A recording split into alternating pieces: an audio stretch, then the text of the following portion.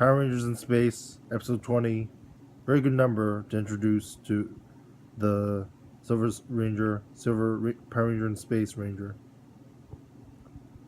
Most of the episode is just like an invasion zombies sort of fight where they fight these tall Jawa-ish aliens, even though they pretty much use the same robes as the KO-35 robes, which are the same as Jedi robes.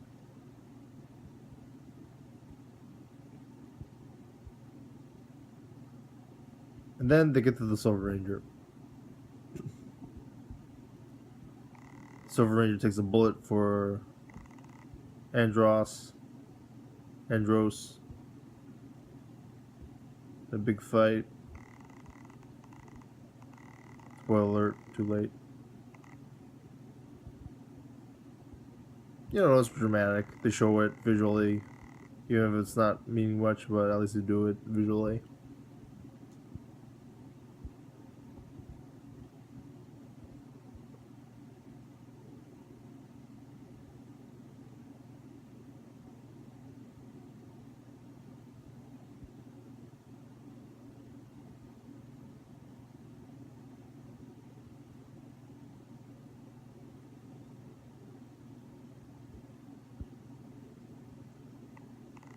I forgot what else to say about it.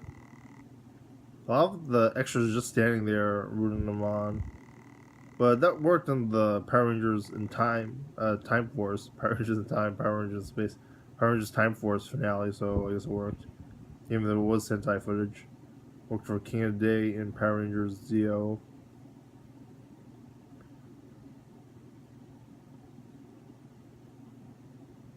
So anyway, let's get to the big meat of the episode, introducing the Silver Ranger.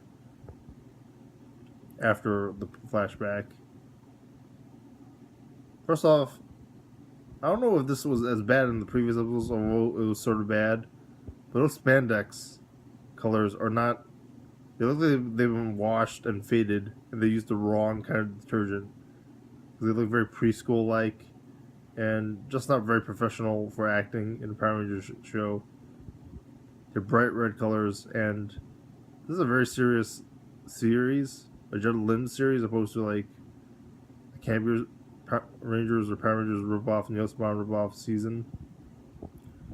The spandex in this episode is really bad. The Silver Ranger looks like a White Ranger. The Red Ranger looks like a Red Crayon Ranger. Like, looks terrible.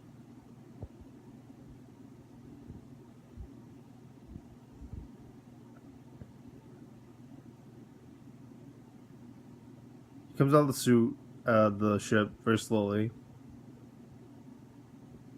I was just spoil this point, just to get out of the way, just so I don't forget it. But they don't have like a Zord for the Silver Ranger. I wonder if I'm pretty sure he was in the Mega Ranger footage overall. I'm not sure because I haven't actually watched it yet.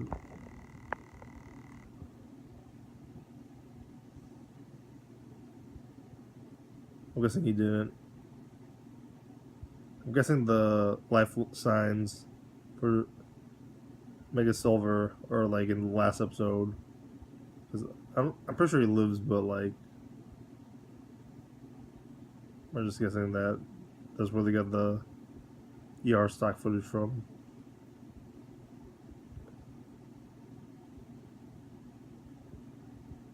He has these cool karate moves. I found he introduced the way Justin Nimmo expressed himself and as like the Sixth Ranger was a little bit weird though. Here's how I would rank the Six Rangers up to this point. Green Ranger, Phantom Ranger, probably Phantom Ranger over Green Ranger, over White Ranger, over Ninjor, and Boosted Charming pretty high up there too. I consider Tommy Red Ranger and Cat Six Ranger, and both of them Six Rangers, and one in Turbo, two in Tommy and Turbo, Cat in the third season of Mighty Morphin Power Rangers. Six Rangers. Those are character-wise, not so much power-wise. Zane didn't really come off as badass. I'm not sure what his character is supposed to be like. He's supposed to be a badass, I'm pretty sure, though. He's a little bit lighter and more friendlier than Andros and the Dros, and it's pretty evident throughout the show, from what I recall. Everyone watched it in a while. Which he does kiss Ashley's hand in the beginning. Something Andros wouldn't do. Although I would get later into how his character is sort of confusing. Like, he's this badass Red Ranger who infiltrates the Alliance of Evil moon base in the beginning. And later on, he's like always constantly doing campy Sleeper Sentai stuff, which isn't necessarily the. They could have adapted it a little bit better, is all I'm going to say about that.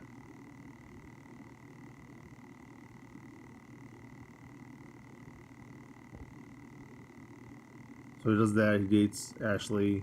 He doesn't sound. I don't really remember Andros that well. I wanted to do this whole article on that, but I'm going to get into it a little bit now, just to explain my point for Zane. Andros isn't as memorable as Jason Lee Scott. Jason Lee Scott is very well cast, unlike Andros, or something like that. Not necessarily casting, but something just didn't go right in the pre-production. Austin St. John has an awesome voice, fits the role very well, has great chemistry with the cast. In real life, he's like a professional, nice guy. I don't think Andros, and Christopher Cayman Lee, they're totally different characters, but like, just like Jason David Frank, like, you can't tell outside of the TV show the differences. Actually, even more so with Andros. Thank goodness for Christopher Cayman Lee, because like, Tommy, you can sort of tell he's a little bit of a goof off. Like, after Dino Thunder, like, when he's in the PETA episode, Rita's PETA episode, everyone knows that's Jason David Frank, at least according to what our sources are. Unless there's like some sort of YouTube fourth wall breaking thing going on. Christopher Cayman Lee, like, if you never met him in real life, you couldn't tell he was Andros. Totally different characters, totally different people. It's pretty cool. Pretty cool that he was able to portray the character that way. That being said, though,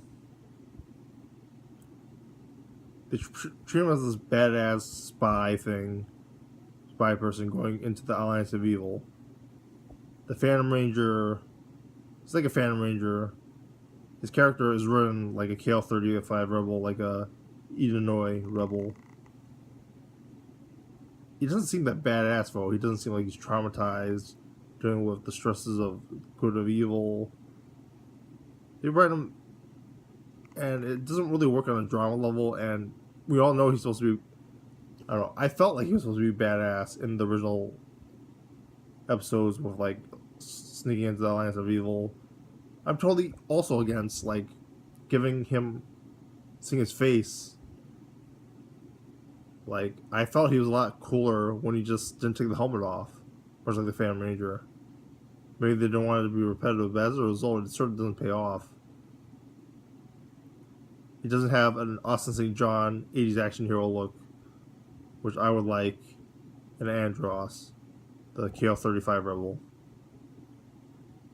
That being said, I do like how Zane's a little bit lighthearted, and sort of works with contrast with Andros. Pretty drunk after they're doing that drinking game.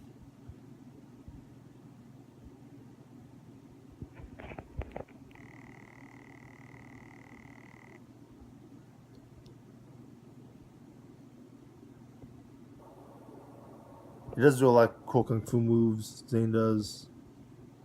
I don't know. I'm not sure if this is a character, but he saves the day a bit. But I don't know. I felt like at least they were consistent with him, unlike Andros. Sorry, shit.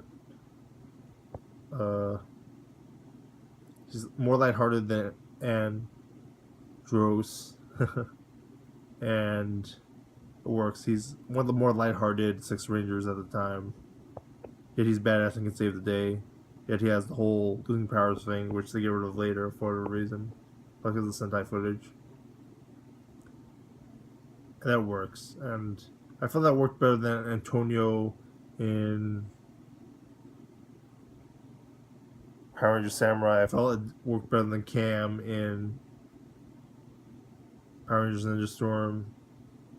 I felt that I don't know, I haven't watched the whole series yet, but based on what I remember, probably worked better than Trent. Worked better than Ryan. I don't know if it works better than Magna Defender, but I have to rewatch something about it. I'll think about it.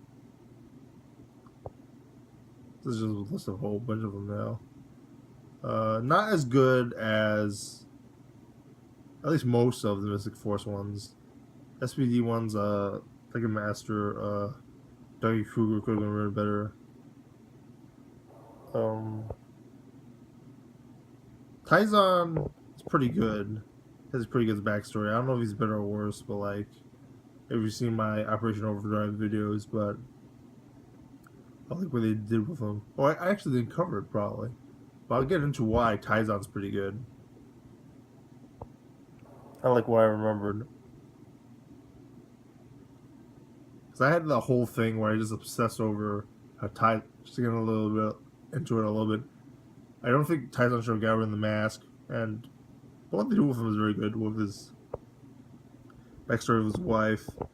If you pay attention to it, opposed to just caring about him not being the alien monster thing, which would have been a better choice. And might have been done due to a budget reason, but it does pay off pretty well. And there's Neil Saban, which doesn't really matter. I don't know. Something interesting I would debate, in addition to Andros versus Jason, is Zane versus the RPM Six Rangers. Who would you consider more well written? Maybe not more well written, but more in depth, or more well delivered, or executed from pre-production to the end product. Because I have to think about that for a while. I don't really have an opinion about that. Well, Andros versus Jason, I pretty much have an immediate effect about that, even though before I was a little bit swayed by people saying that Andros was a pretty cool Red Ranger, worthy of the title and everything. I do think he is, but I think he's written in a certain inconsistent way that, although he's well received, I feel like he could have been better, and definitely isn't as well executed from pre-production to this end like Jason Lee Scott was. Zane.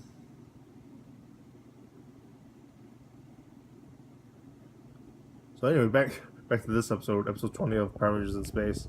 It has this cool, badass move where he just flips around and slices the monster a million times. So he does like a corkscrew turn, slices. He does a few corkscrew turns, slices. He does high jumps and corkscrews. He does like a back salt, moonsault, backslash to him too. It's pretty cool. I mentioned that he kisses Ashley's hand. Says in the next episode is pretty clever. Does a lot of stuff. Could have done more without the zombie stuff, but like, or zombie-ish stuff, but like, that's how it is.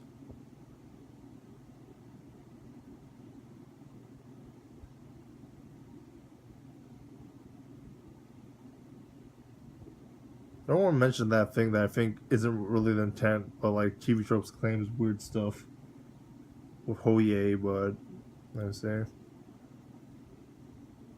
I don't think it's very weird that he keeps them in. I mean, he's his best friend. I keep, friendship. You keep those good bonds. Relationships are good bonds too. There was a female cosplayer that wrote fanfic and creative cosplay off the idea of a white or a silver ranger, which you can't really do because she was a female. Because like I don't know, maybe it's not canon, or maybe he was just saying it to impress Ashley, but he said, or maybe he lied, but he said that he'd never seen a female Power Ranger before. It doesn't go to his casting for a reason, but that's something interesting to think about. Fun fact. Fun fact. Trying to figure out what else I can do before I end this vlog.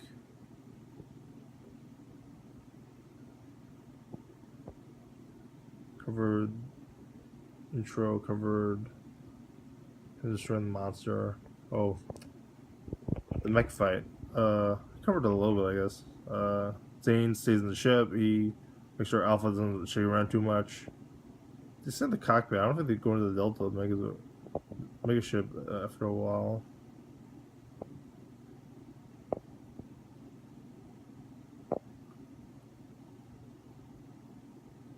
It's cool. I mean, there's not really much to say of the episode. I really want to make it short, but like, I add the Andros, Zane contrast the Andros, Austin St. John, Jason Geiger, Jason Lee Scott, contrast.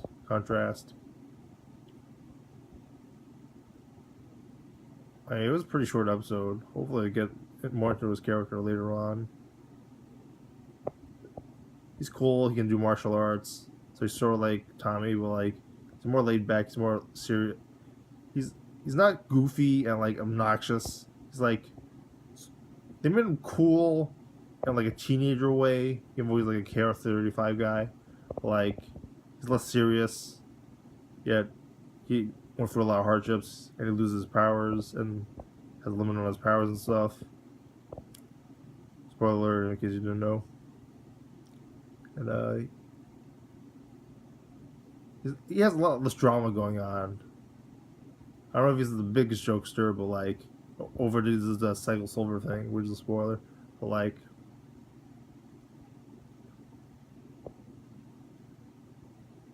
he seems like the one to relax in the group. I don't know if I never thought about how well Justin Nimmo created the character or how they wrote the character, but there's a lot of interesting stuff to talk about with Cycle Silver, yeah. Mega Silver, Power Rangers and Space Silver Ranger. First Silver Ranger. That's all I can think of at the moment. I'm out of breath. What are your thoughts on the Silver Rangers intro? How's it compared to the rest of the series? How's it compared to the rest of Rangers intros? How's it compared to the rest of the characters in the show? Not to mention franchise, not to mention Sword and Era. Comment below.